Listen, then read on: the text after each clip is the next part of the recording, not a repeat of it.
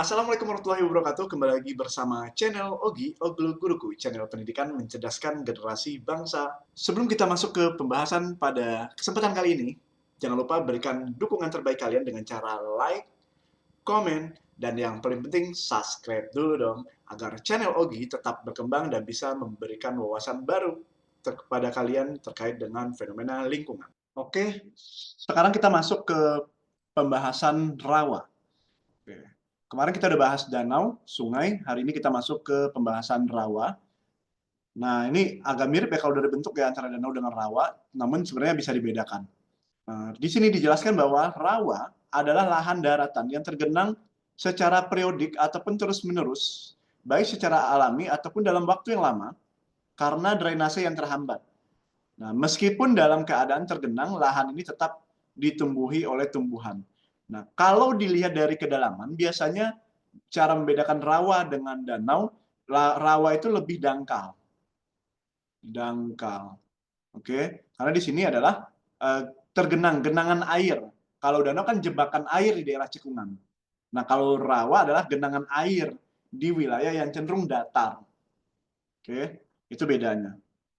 Nah, di sini jenis-jenis lahan rawa, menurut sifat airnya, ada namanya rawa air tawar, berarti airnya tawar. Kalau air payau, biasanya air itu antara transisi asin dengan tawar. Nah, itu namanya payau. Biasanya rawa air payau ini dekat dengan, nah ini biasanya dekat dengan pesisir, pesisir pantai. Oke, atau dekat muara. Nah, itu contoh rawa air payau. Kalau rawa air tawar, itu biasanya yang jauh dari pantai. Nah, itu dari airnya aja. Kemudian jenis lahan rawa berdasarkan letaknya. Nah, berdasarkan letaknya ada lahan rawa dataran rendah. Berarti dia di dataran rendah, ada juga lahan rawa dataran tinggi, kemudian lahan rawa peralihan antara dataran tinggi dengan dataran rendah. Emang ada Pak di dataran tinggi? Ada di wilayah-wilayah yang cekungan. Itu biasanya kalau ada genangan air yang terus-menerus itu disebut juga sebagai rawa. Nah, tetapi lebih cenderung rawa itu terdapat di dataran rendah dibandingkan dataran tinggi. Nah, kemudian nih jenis lahan rawa menurut gerak airnya. Ada namanya rawa bergerak tetap. Ada lagi namanya rawa bonoro, rawa lebak peralihan, dan rawa pasang surut. Nah, untuk rawa bergenang tetap ini, ciri-cirinya, di sini saya jelaskan ciri-ciri. Untuk rawa bergenang tetap, ciri-cirinya biasanya air selalu tergenang. Air selalu tergenang sepanjang tahun. Sepanjang tahun. Jadi genangan airnya selalu terdapat genangan air sepanjang tahun. Itu ciri-ciri yang pertama. Kemudian gerak airnya statis. Maksudnya adalah sedikit pergerakan air. Kemudian yang terakhir, untuk contoh dari rawa-rawa bergenang tetap ini adalah, contohnya adalah rawa-rawa di cekungan tanah. Cekungan tanah yang tidak memiliki aliran air masuk atau keluar secara signifikan. Nah, ini untuk ciri-ciri rawa bergenang tetap.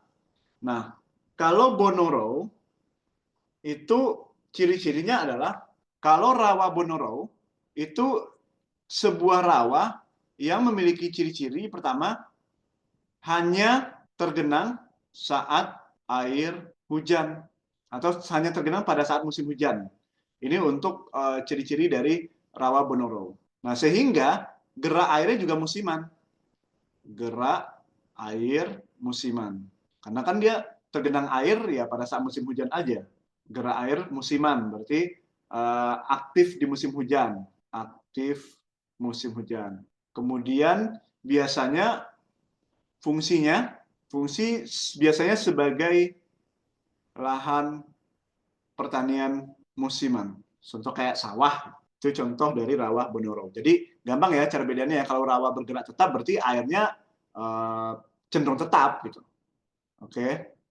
Kalau Bonoro dia airnya tergantung saat musim. Nah, sekarang kita cek lagi rawa lebak.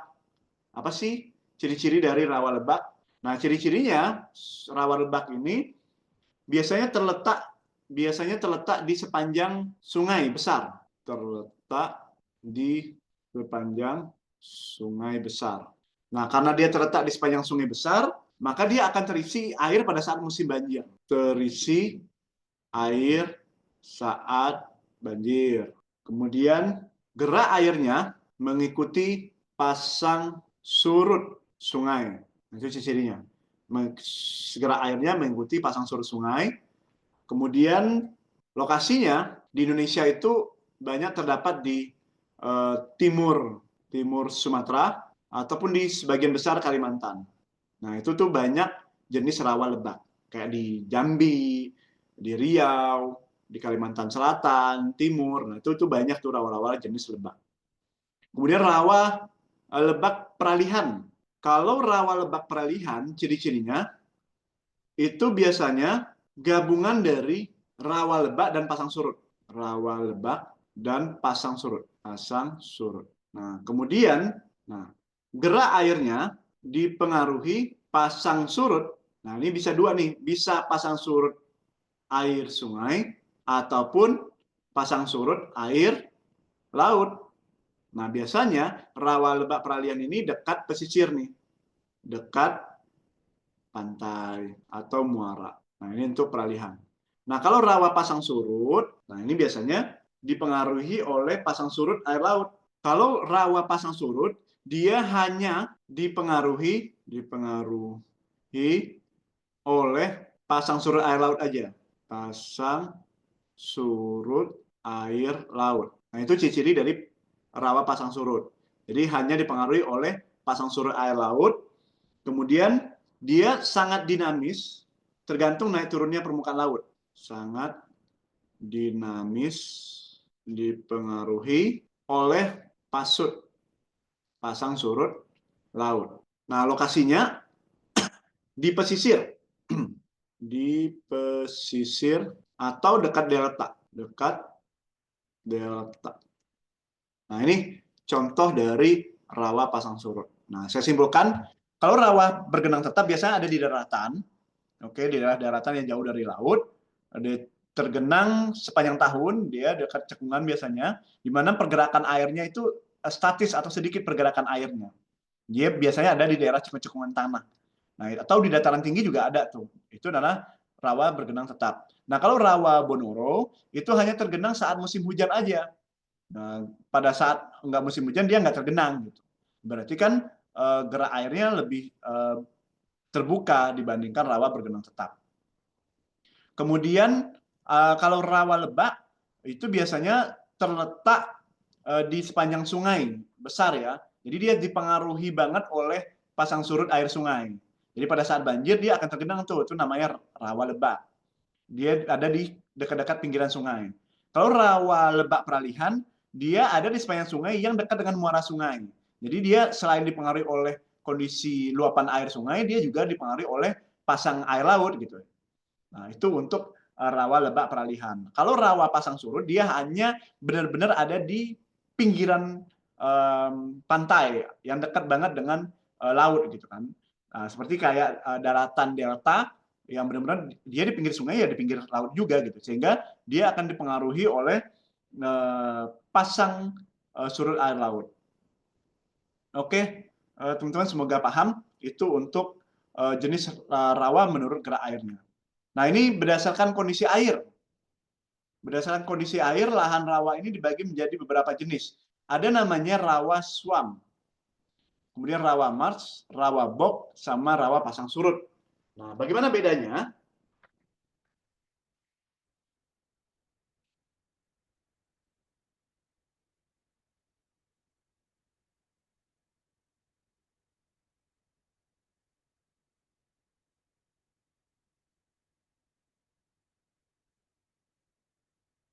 Untuk rawa swamp ini mengidentifikasikan kondisi rawa di mana rawa ini secara permanen selalu jenuh air, selalu jenuh air.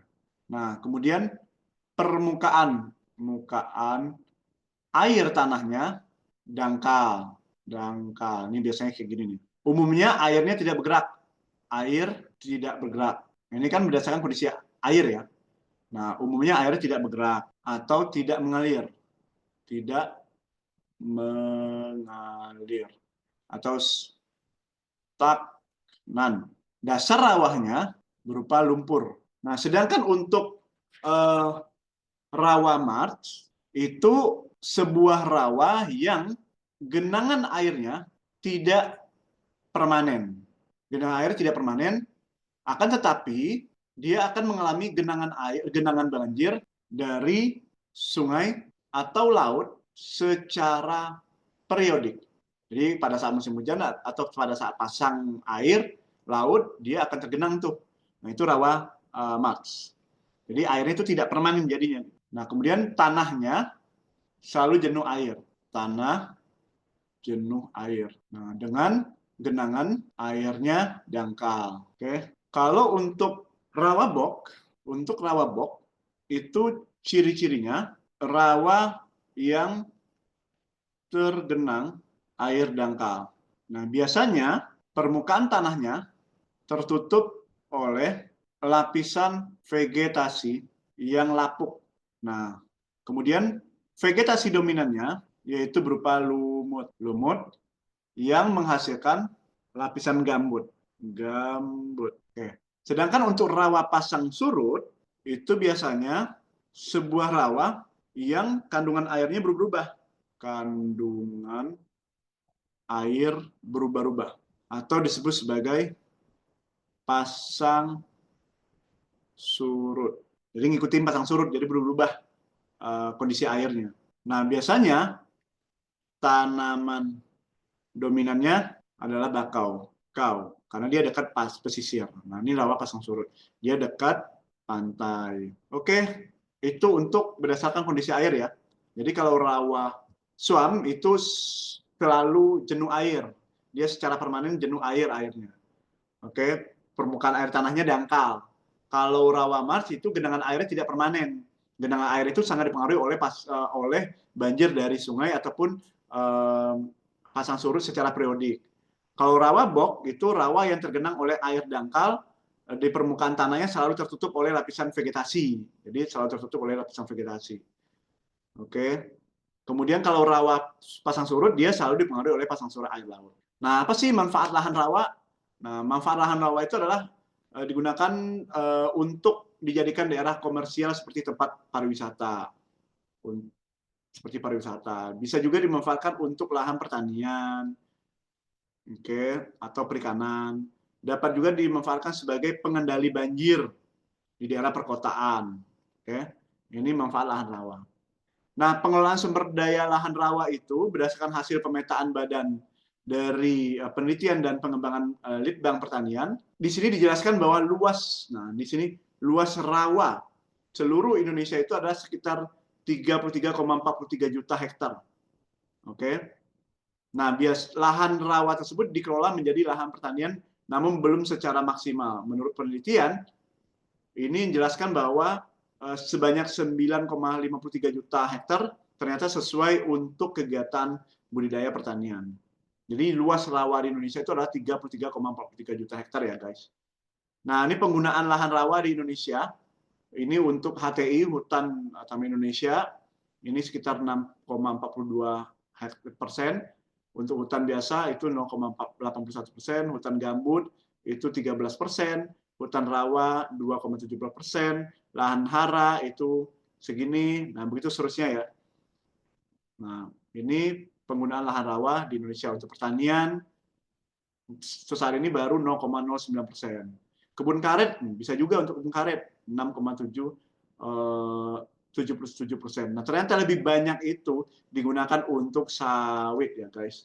Contoh kayak Jambi itu rata-rata perkebunan sawit itu dari rawa, di rawa-rawa digunakan. Sekian pembahasan pada kesempatan kali ini. Kalau ada yang kurang dipahami, kalian bisa tanyakan di kolom komentar dan juga bisa melalui WhatsApp yang ada di deskripsi. Jangan lupa berikan dukungan terbaik kalian dengan cara like, komen, dan yang paling penting subscribe dulu dong.